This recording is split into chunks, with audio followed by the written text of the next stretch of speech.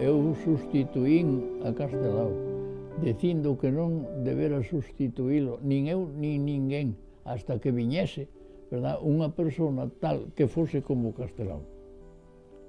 É dicir, eu non... Cando se celebrou a miña entrada na Academia, eu non quixen que fose solemne. A Academia, a residencia da Academia era no Concello da Coruña.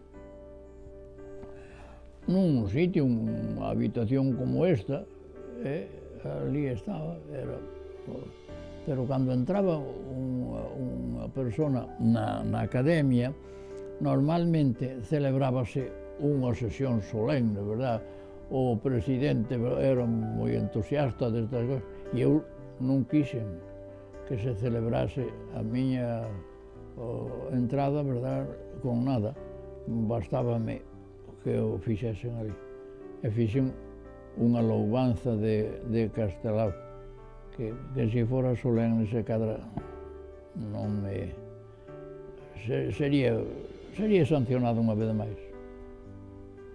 Hai persoas que foron únicas, e que se non hai outro que o iguale, e eu non o igualaba, nin con moito. Nin había entonces, verdad, unha persona que o igualase. E ainda non veu.